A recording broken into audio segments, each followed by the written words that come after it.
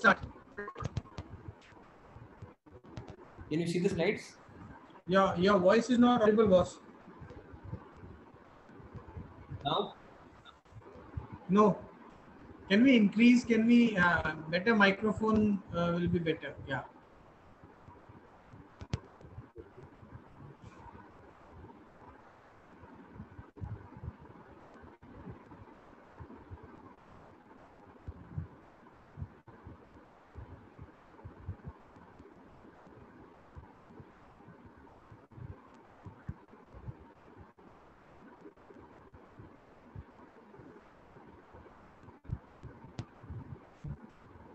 Oh, am I audible now? Boss. Yeah, intermittently, not great. Why this? Yes,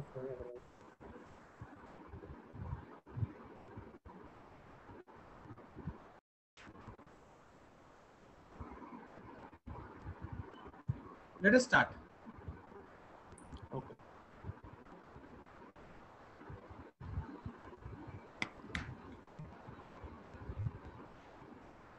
Hi, good evening, everyone. So today, next 1 hour, maybe in half an hour, we are trying to look at the management of pediatric head injury and spine injury in emergency. So as we commonly encounter pediatric head injury in our ER in most of the hospital, and we do often manage them in day-to-day practice. So I'll just be highlighting the practical aspects, and then I'll be taking the important questions or questions by anybody, any participants if they have any. So we can have a discussion at the last, and so objective of the talk will be recognition. So how should we recognize head injuries? That mean by the severity, how should we stabilize, and the management perspective. So what are the common management dilemmas which we often come across? So we'll be more discussing on them. So I hope most of you are managing head injuries, and we commonly see the most common cause usually the history of fall in children, and maybe they are household injuries, maybe from the floor or maybe from the roof of the floors, which are often not stringent by any wall. And during some seasons, we do often more like monsoon seasons and other road traffic accidents. We also encounter with head injuries, but less common than adults. So this will be a case scenario based presentation. So we'll take case and how discuss how should going to manage patients. So we start with the case one. So this is a 2-year-old child. He had a history of fall from two-story building while playing on roof. He's unconscious at arrival, and he also had a history of abnormal movements. There was history of bleeding from ear, nose, and there is also reddish discoloration in the around the eyes. You can see the picture in the right panel here. So this was a child who was intermittently opening eyes initially and then become unresponsive after coming to trauma. So what are thoughts come to your mind after seeing or is somebody inform you before coming that okay such and such child is we are bringing to your ER. So what are things you need to prepare for, and what common kind of injuries you often thought of? Anybody can type in the chat box.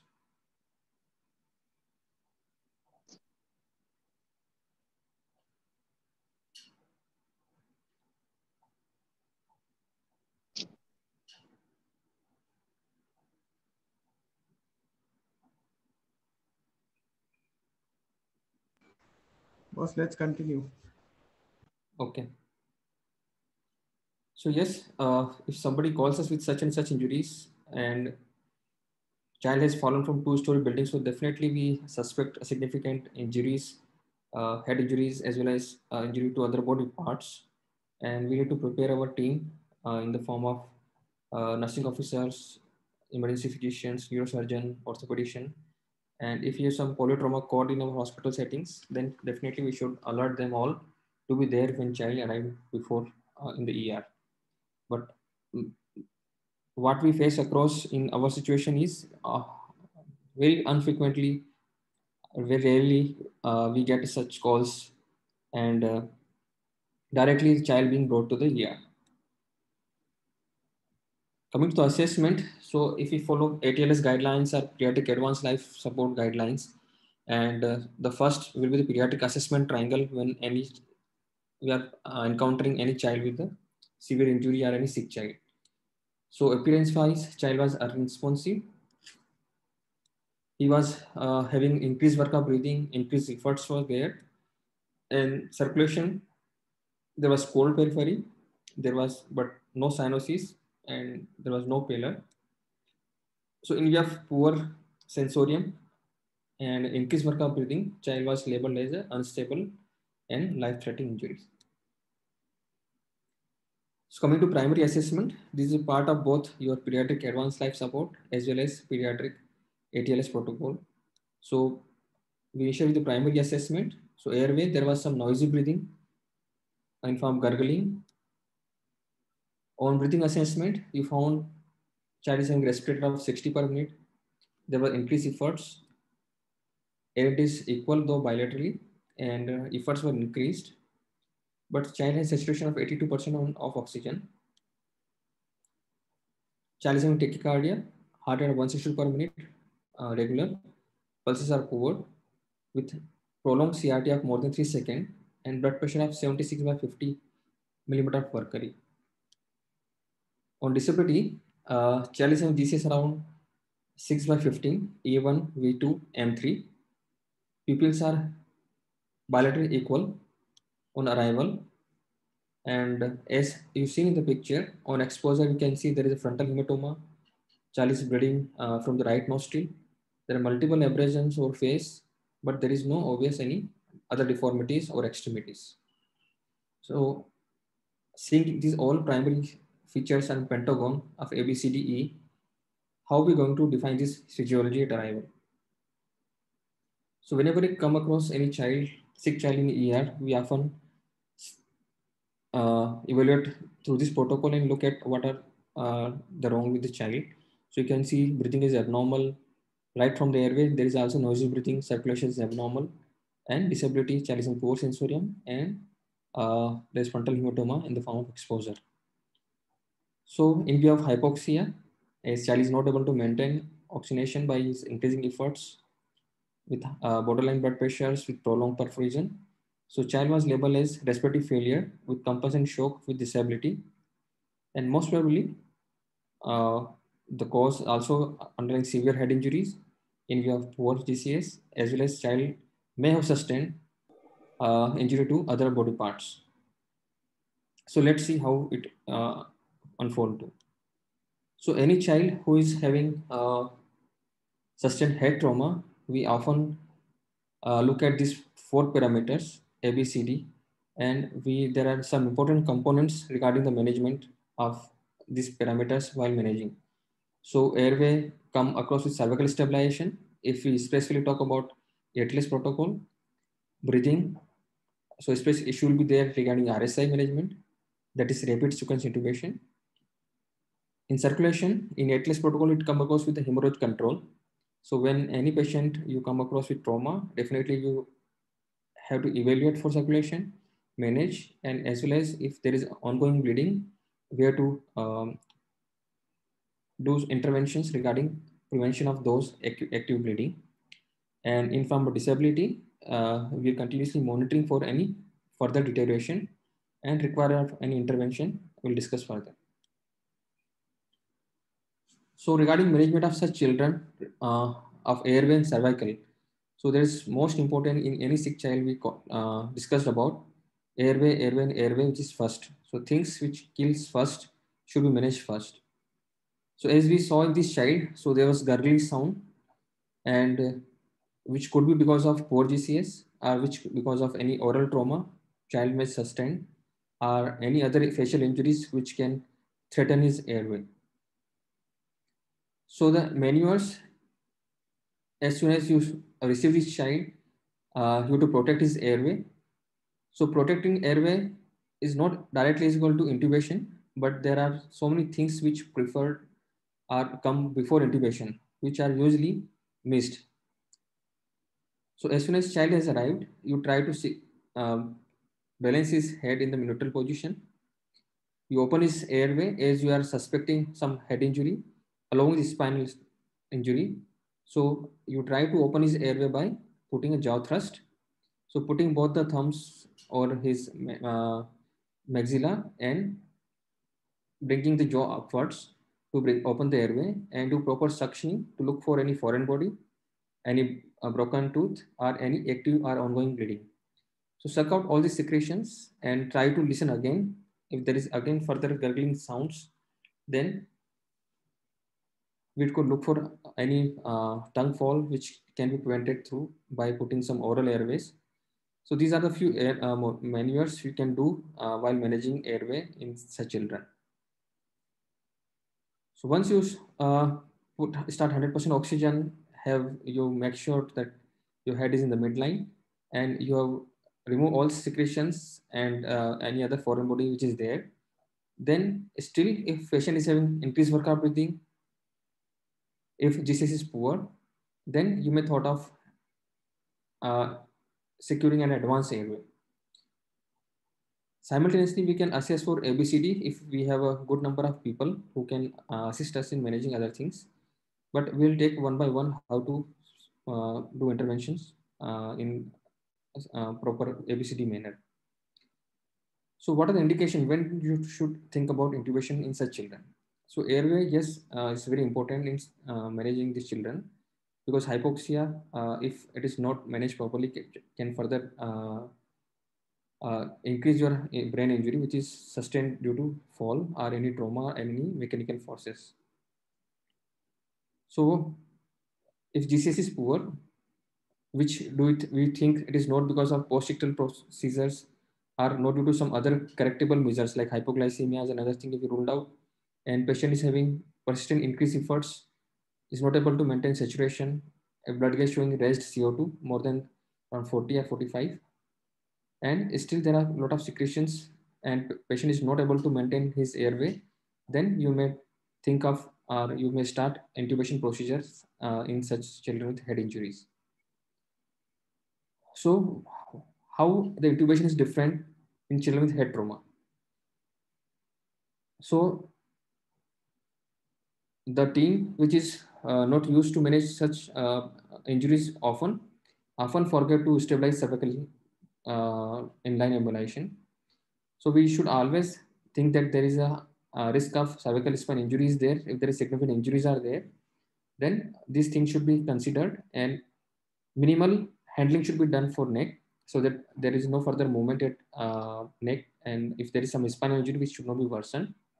So while intubation, you should maintain the head in inline position by taking help from your other colleagues as seen in the picture. So one assistant can help the neck in the midline position by both the hands, and your team leader or expert who can has confidence in intubation of such children should take the lead here to intubate, because those who are not expert and there is a minimal movement is allowed here, so intubation can be difficult. Or if you have devices like direct video laryngoscopes that can be used to decrease the neck movements in such situations. So airway management is very, very important in such children and slightly difficult in view of your restricted neck mobilization. Those children who already have neck collar in place, which placed by the paramedics are doing the transport, you can just unwind them initially for some time to assess the neck part also for examination if there is any injuries or any neck part there. And as soon as intubation is completed, then again you can put back neck part there. So there are other questions which come across once you start intubation. So how to do rapid sequence intubation in a children who sustain head trauma. So why we should worry? What question should come into mind? How it is different in a children with head trauma? So as we know, there is a child with poor GCS, less than GCS of 8. We usually take decision to intubate them. We often suspect them having a raised ICP in form of either due to direct injuries, cerebral edema, a part of some intraparenchymal or interventricular bleeds, which is displacing non-parenchyma and increasing the pressure in the brain. Common agents which we often use are having a risk of creating a hypotension. So again, there will be decrease in cerebral perfusion pressure. We'll discuss in later slide while managing circulation regarding CPP part. So choosing right agents are very, very important. So when you are intubating the child with normal agents that are at risk of getting hypotension, may further put your brain at risk of hypoxic or hypovolemic hypertensive injuries. So you should avoid those agents like large dose benzodiazepines, opioids, but you should use agents which are not going to touch or not going to affect your hemodynamics like etomidate. That is safer in children who are not at risk of sepsis. So you can use etomidate preferably. Those children who are very agitated and not allowing you to intubate, you can also use muscle relaxant for proper and fast intubation purpose. So once you intubated a child, now coming to breathing part. So what are the things you should consider or you should think about while managing breathing part in such children? So your airway is secure now. So most important part is done. But there are other things which can still impair your brain injuries, which is there.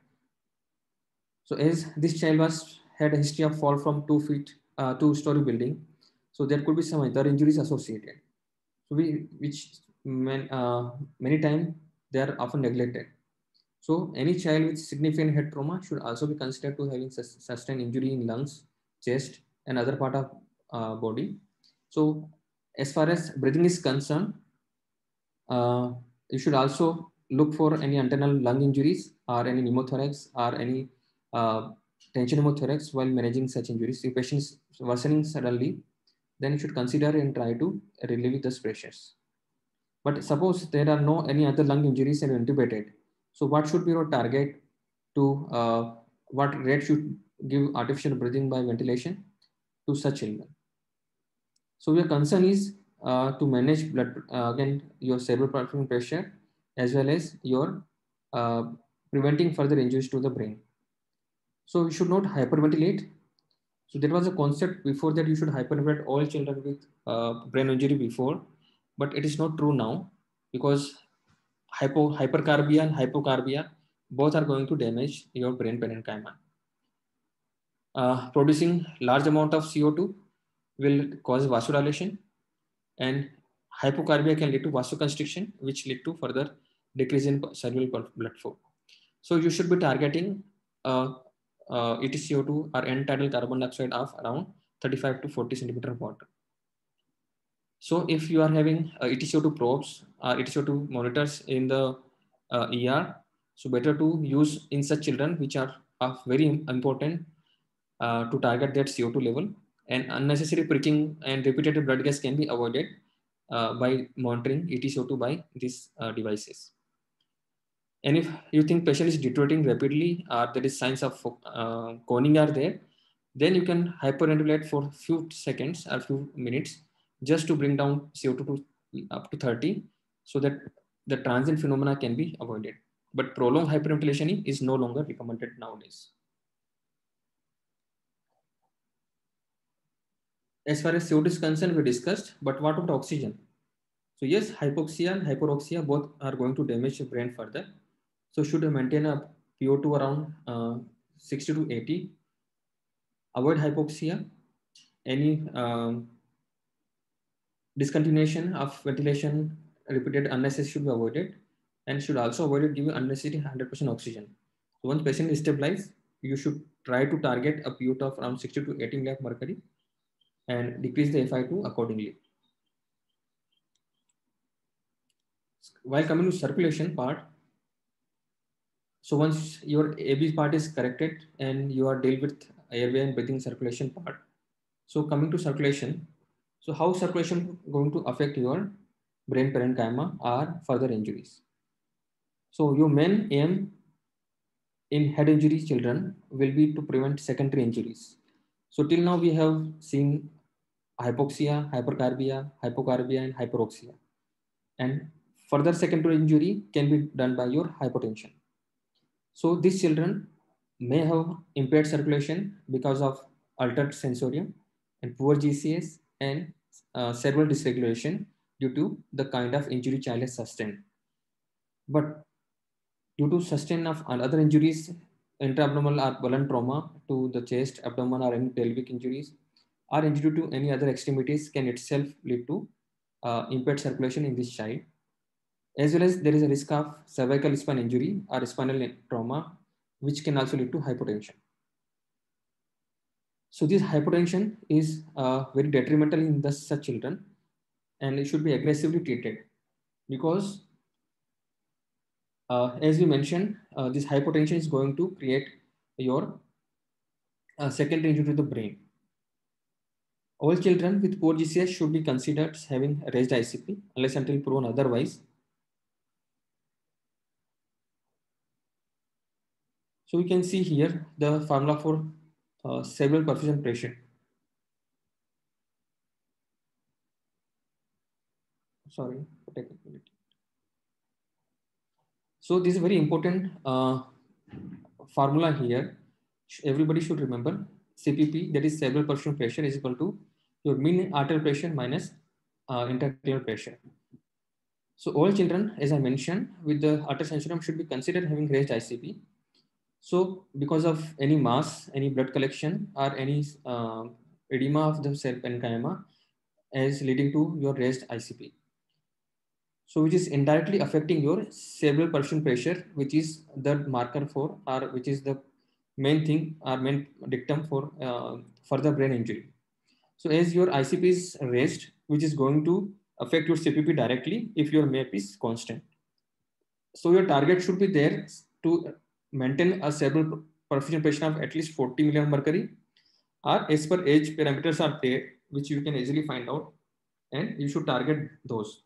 So any further fall in mean arterial blood pressure means any child who is having hypotension because of any reason in presence of raised ICP is going to affect their cerebral perfusion pressure, and which is going to affect their brain supply or microcirculation to the brain, and again secondary injury to the brain.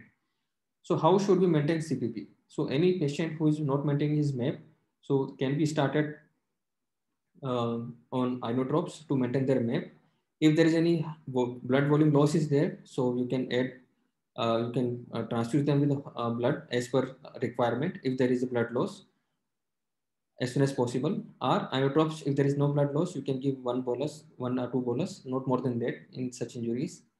And inotrope can be started early. Unnecessary bolus should be avoided because of two reasons. If there are any bleed are there, then bleeders can be opened by that unnecessary boluses, as well as the unnecessary fluid bolus can also at risk of creating cerebral edema further. So you should contain your fluid boluses, and inotrope can be started early to maintain your MAP, so that ultimately your cerebral perfusion pressure should be maintained to counter your ICP.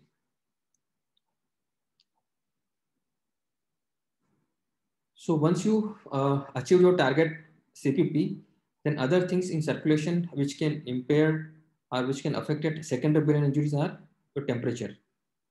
So both hypothermia, severe hypothermia, and hyperthermia are detrimental. Again, hypothermia is one of the lethal triad in all case of trauma, which should be avoided. Child and children are at risk of getting hypothermia very easily. So all blood-soaked clothes should be removed, and they should be wrapped in warm clothes or blankets, or any warmer should be put if child is in hypothermia. And any fever spikes should be avoided because rise of fever further lead to increase in metabolism of your brain parenchyma and further lead to injuries. So any spike of fever should be avoided. Can be prophylactic given paracetamol if child is mounting fever, and hypothermia should be avoided and should be prevented by putting external temperature. So these two things in circulation should be careful while managing these children with head trauma. So what about disability? So as we see in this child, there was GCS was poor, and pupils for though equivalent presentation. So any child with ongoing injuries or ongoing trauma, which is just recently received, can deteriorate at any time. So for disability, you should be continuously monitoring. You look for pupils closely if any presence of anisocoria should tell you about further worsening of the child underlying condition. Important thing in disabilities against D for dextrose. So hypoglycemia and hyperglycemia, this all both should be controlled. Hypoglycemia definitely in children is one of the long-term risk factor for a poor neurological outcome. And in such cases, hyperglycemia is also detrimental. So you should target a blood sugar from 80 to 180. And if blood sugar is shooting more than 198 because of sepsis or because of stress response, so insulin can be started and blood sugar should be monitored for any prevention of hypoglycemia.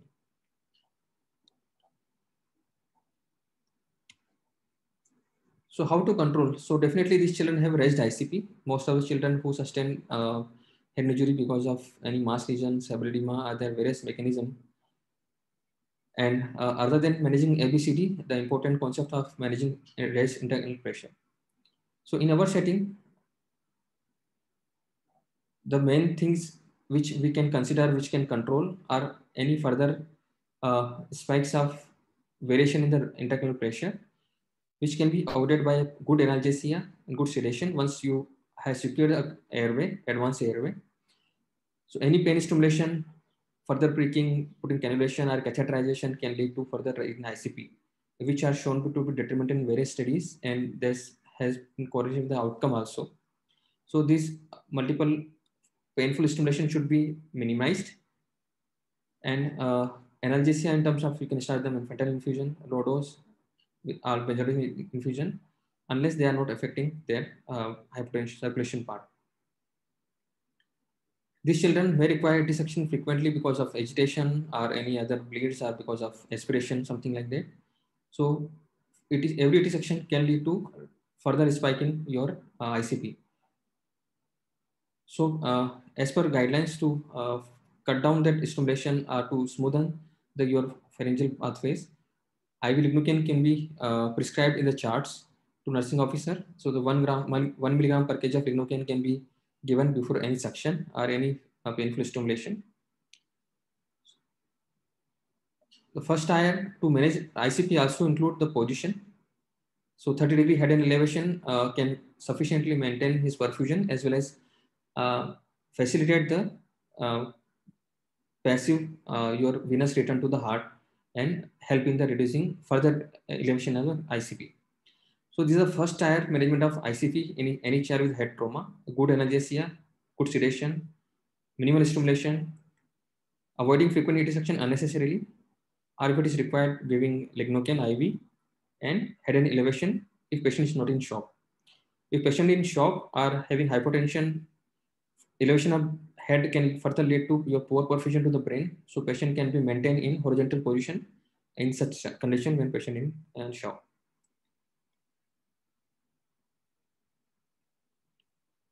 If this first tier is not able to manage raised ICP and patient is further deteriorating, or you see that there is a further signs of raised ICPs are there, then we can use agents upfront like 3% saline and mannitol.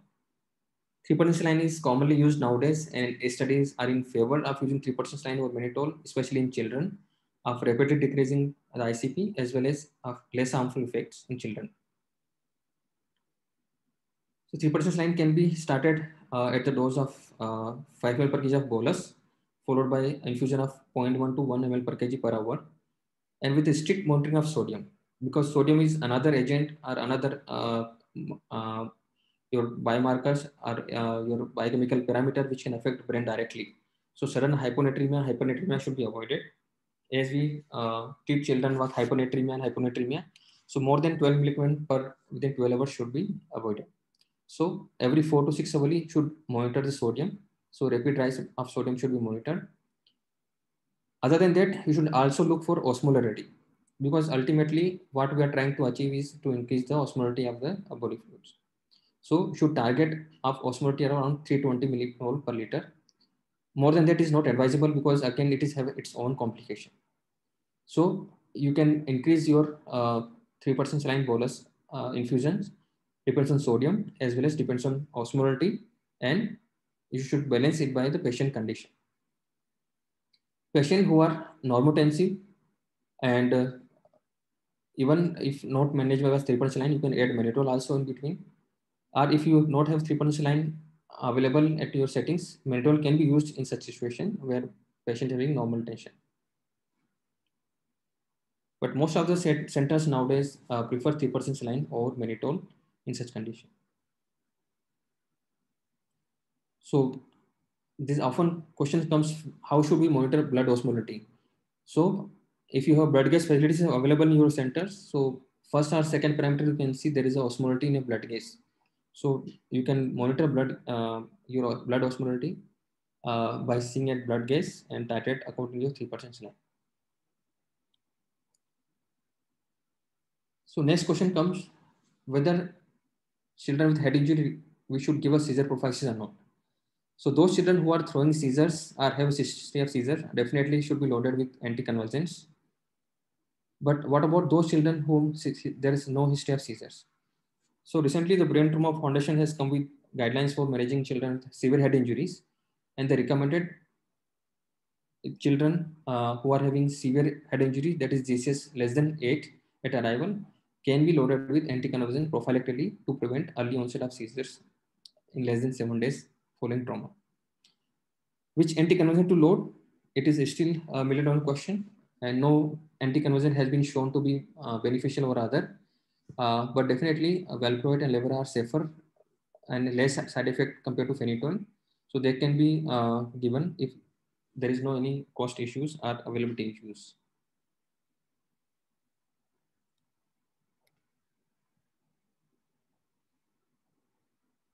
So once you stabilize the ABCD part, so you intubate the patient, now patient is having advanced airway, you can have controlled ventilations, maintaining CO2s around 35 to 40 mmHg, O2 is good, blood sugar maintaining, you loaded with anticonvulsants, your patient is managing blood pressures, good with iron drop or without iron drops to maintain a good CPP. So now it is time to image. Now we have to look for what is going on in the child brain. So you should always take decision of imaging once child is stabilized. Before stabilization, if you move the child to this your CT room or CT suite, so deterioration, chance of deterioration could be there in the CT room, and it is difficult to manage the child further condition in those conditions. So always priority is given for management of ABCD or other part, and once child is stable only, then you should shift to your CT room. So stabilize the child, then inform your radio colleagues that we are bringing such and such child, need to be imaged early. Do NCCT first to look for any bleeds, and involve your neurosurgery team the same time so that they can also come there and they can look and they can take a decision for any surgical intervention if there is a surgical intervention is required in terms of any bleed or any midline shifting or any diffuse edema which may require craniotomy at the same time. But before that, which is required is management of ABCD. But because if you not manage ABCD on time, then that can add further on whatever injury child has sustained due to the trauma. Obviously, child may not have isolated head trauma if there are significant mechanism injuries are there. So look for other organ injuries which can indirectly and directly hamper your brain trauma as well. So you have to manage accordingly, which is part of your ATLS protocol. So blood transfusion depends on internal bleeds ongoing. If patient is having non-responder in terms of shock, then you have to involve surgeons also early in the management and may have to explore other cavities to look for any ongoing bleeding. So make sure you have properly evaluated the child so that you need what are things to be imaged. So you can simultaneously image the child at the same time, like CT scan, CT abdomen if required. Because many times CT has been done, then further a patient is deteriorating and is noticed that child is having intra-abdominal bleed also. Then you have to shift child again for CT scan. So this unnecessary transport to the CT room can be avoided by a proper examination initially at the same while doing the primary assessment part.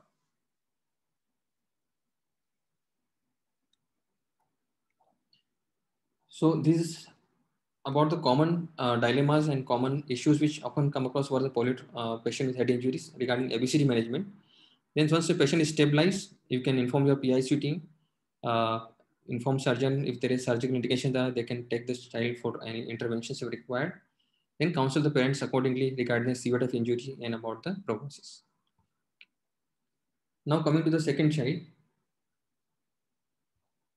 This is a 4-year-old child who presents with a history of trauma by fall from stairs in house. He sustained a transient loss of consciousness and had a history of 1% of vomiting. And on arrival, he's in GCS 14/15. So how going to manage such children? So on one aspect, you have seen a child with severe traumatic brain injury. Now another child you are seeing with a GCS 14/15. So there is around mild traumatic brain injury.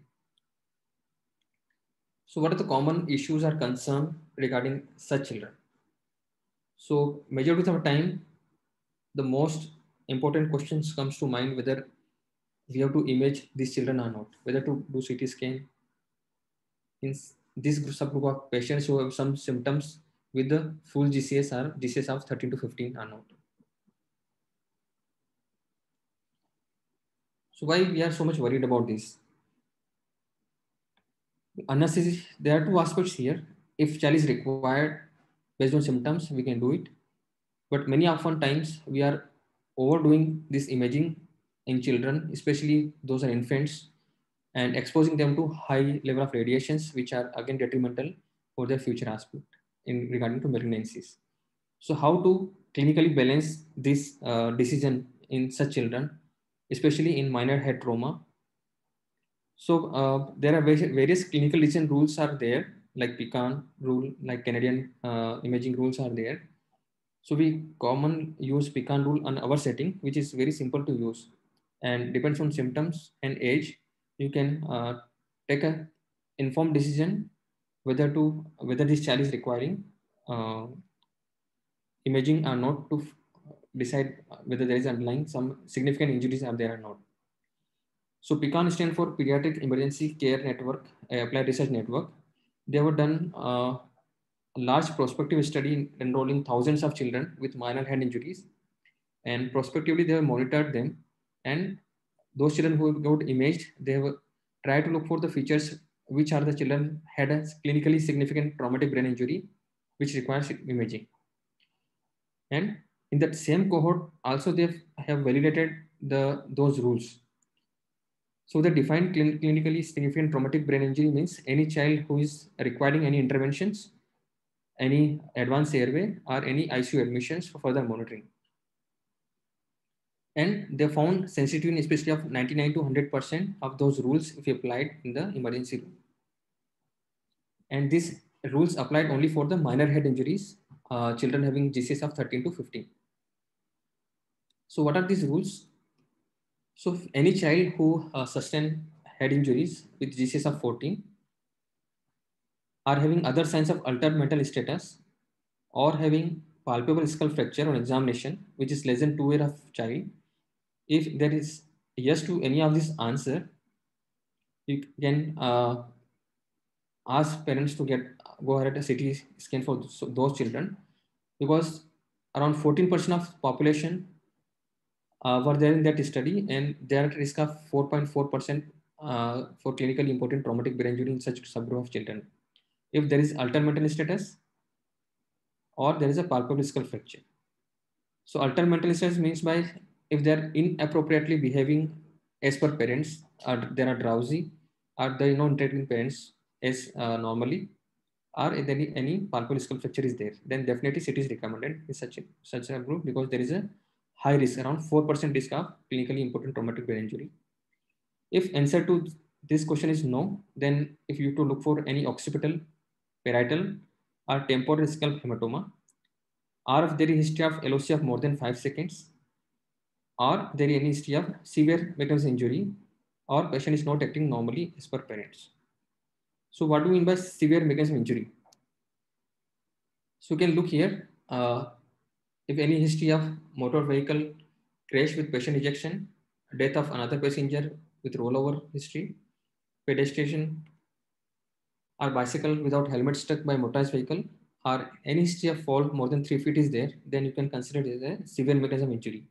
If answer to this question is yes, then the decision regarding head CT scan depends on observation versus physician experience, or any if further deterioration is there regarding patient condition, then child can be asked for undergo CT scan. Otherwise, if there is answer for this question no, then you can just observe the patient, because there is a very minimal risk of clinically important traumatic brain injury in such children, that is of less than 0.02%. Coming to children who was more than 2 years of age, so there are similar questions are there, but slightly they have changed, like other signs of altered such as signs of basilar skull fracture. So in children more than 2 years, if you finding any signs of basilar skull fracture, then there are again a risk of 4% of CITBI, and CT is recommended for such children. If there is no such injury, then again we would look for any history of LOC, history of vomiting, history of severe mechanism injury, and history of severe headache. So here, mechanism of severe injury remains same, except more than 5 feet of height, which is considered as a significant mechanism injury. Again, if answer is yes, then observation versus CT scan will be the option here, because risk is around 0.8%. And if there is answer is no, then in this subgroup CT is not recommended, as there is a risk of injuries less than 0.05%. So you can use this Pecan rule easily, and it is very informative, and evidence-based decision making can be done in such subgroup of children who are having minor head injury. And these are easily available on MedCal calculator, which is available in online app. So such children should be not unnecessarily should be exposed to CT scan, and can be observed versus CT scan depends on their clinical features and how they're fitting into this Pecan rule. Coming to our last case. So here is 6-year-old male child who was involved in a head-to-head collision of a car, who occupied the front seat with his father. When he was brought to the emergency, he was irritable. There is multiple abrasion over face. Child is having heart rate of 90, respiration of 22, blood pressure of 80/40 mm of mercury, and CRT is around 3 seconds, and he's maintaining saturation of 88% on room air. There was equal equal air entry bilaterally. But on further disability examination, you notice that child is not able to move his whole volumes. So what are the abnormality in these vital parameters and his examination finding here? You can say the mechanism of trauma is severe, because there is a head-to-head collision of car. Child is having multiple abrasions, but you can see vitals heart is 90 per minute in 6-year-old child. There is hypotension, and CRT is normal. And though hypotension, child is not mounting any tachycardia, and child should also hypoxic, but there is no any added sound or any other decreased air entry on the lungs. So you can see if you are encountering such children in your emergency, then you should also thought of any spinal injuries. GCS is full, patient is conscious otherwise, and still you can see there is hypotension and hypoxia. This hypoxia could be because of poor ventilation, because of his spinal or your phrenic nerve involvement, which lead to poor diaphragm movement. So the questions comes: when to consider cervical injury in children, when to insert collar, when not to insert, and when to imagine cervical spine, and when to clear spine. So these are common burning questions which often come across when managing a child with head trauma, because as we see, cervical stabilization comes along with airway. So as soon as you are managing airway, this question should start coming in your mind. So whether we should insert collar in these children or not, and if yes, then when to clear spine, and what imaging should be done for such children, how to rule out underlying spinal injuries. So these are few mechanism injury which are commonly associated with the cervical spine injury. These are diving, if there is any history of axial load, like jump in both the foots together from a height, any injury by close lining like tight collar or any rope, or any high risk motor vehicle collision. So these are the mechanisms of injury which are at high risk of getting cervical spine injury. So like Pecan rule, so there are nexus rules to rule out or to look which children are at low risk of getting cervical spine injury. So child will be at low risk of criteria if there is absence of any midline cervical tenderness, if there is no intoxication, if there is no loss of consciousness, if there is no focal deficit, and there is no distracting injury. So in Nexus study, it was found that if these other criteria are not present, then child is unlikely to have or patient is at clear risk of getting cervical spine injury. So you should look for any tenderness if patient is conscious enough. If in adolescent children, if they are under the influence of any intoxication, if children having poor GCS, again it is difficult to rule out any involvement of cervical spine. If there is any focal deficit, like in this our case, child is not able to move both the limbs, then definitely child can have underlying spine injury. And any severe distracting injury means any other limb injuries which is impairing his pain sensation of the spine. Means the pain is so much in the other extremities, so that patient is not able to feel his mild pain in the cervical spine. So if these things are there, if patient there is a midline tenderness is there, if patient is intoxicated or having poor GCS, or any deficit is there, or if there are any distracting injuries are there, then should consider children having underlying spinal injury, and it should apply cervical collar immediately as soon as child is arrived in the ER. So these are clinical consensus of pediatric orthopedic subgroup to clearing the spine. So they're defined based on the GCS of the child. So GCS that again mild, moderate, and severe. GCS less than 8, 8 to 13, and 14 to 15 they're divided. So GCS is, if a child is having GCS of 14 to 15, if all these factors are not there, then definitely you can clear his cervical spine. If they are there, you have to obtain a plain radiographs. So what radiographs you have to obtain in a child is suspected? So at least an AP and lateral cervical spine should be taken, and adequate film should be there. So when you should define adequate cervical spine film, so your at least C1 to C7 to T1 level of spine should be there in that X-ray. That should be considered as an adequate X-ray. Otherwise, the film is considered as an inadequate. So those X-rays are normal, then you can definitely clear cervical spine. Or if patient is not deteriorating, or if patient is having any abnormal examination, then you can ask him to follow up. If radiographs are abnormal, definitely you can consult a spinal team to further look into the matter, and definitely you can't clear the cervical spine in such children. Those children having GCS of 9 to 13, if you think it is a transient phenomena and child has potential to improve GCS to 14 by 15, then you can obtain a plain radiograph. If they are normal, you have to repeat a neurological examination again after 12 hours. If it is normal, then only you can clear C spine. If your repeat examination is abnormal, then again you have to consult your spinal team. And if your plain radiographs are abnormal, then definitely you can't clear the cervical spine in such children also.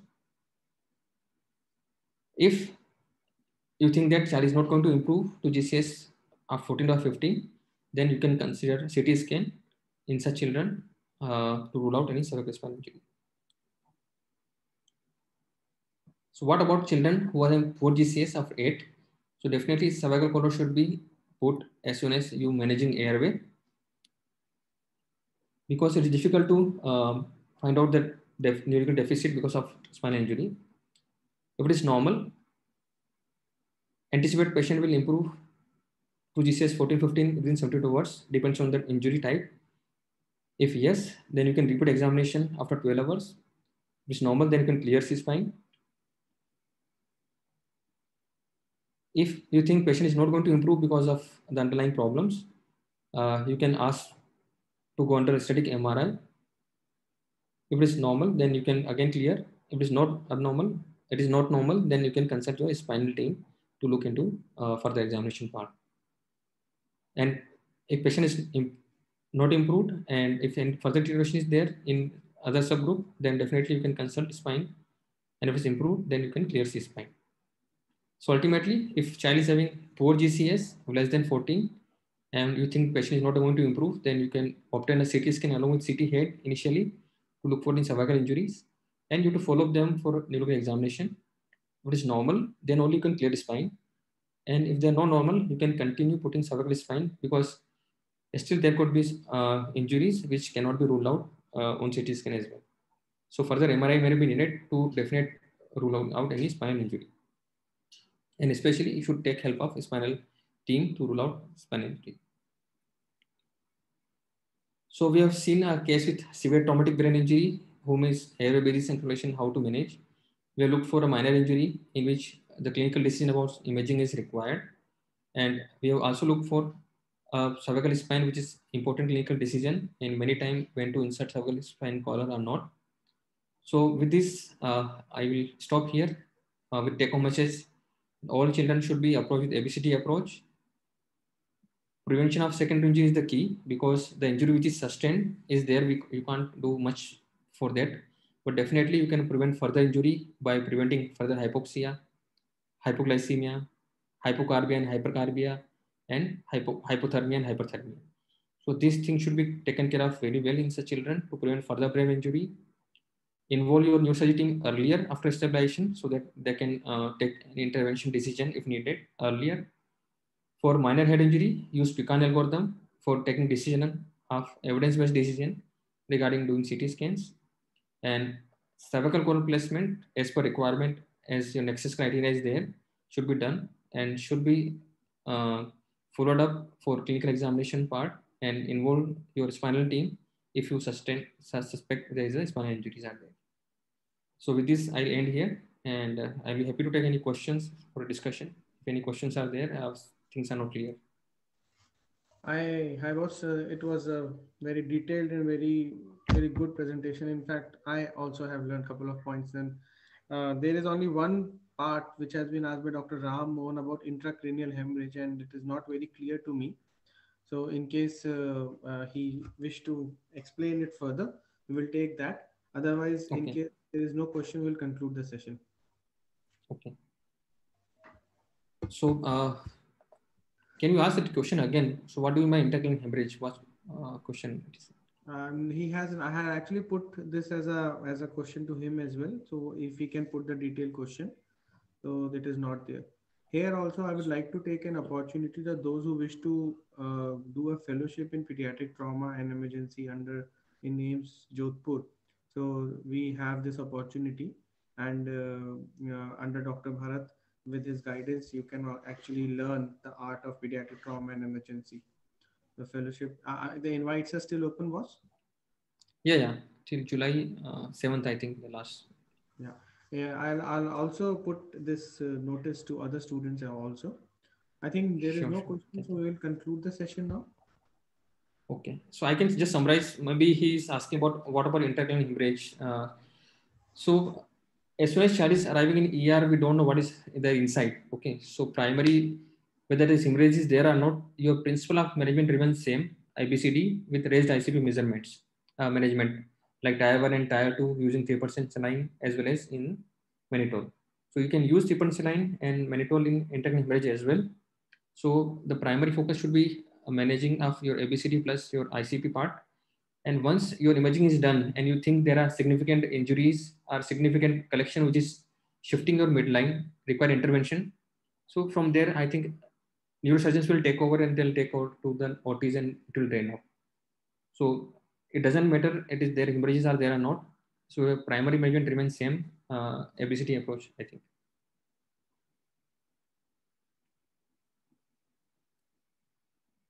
Thanks, boss. We'll conclude the session now. Thanks for it. Thank you. Thank you.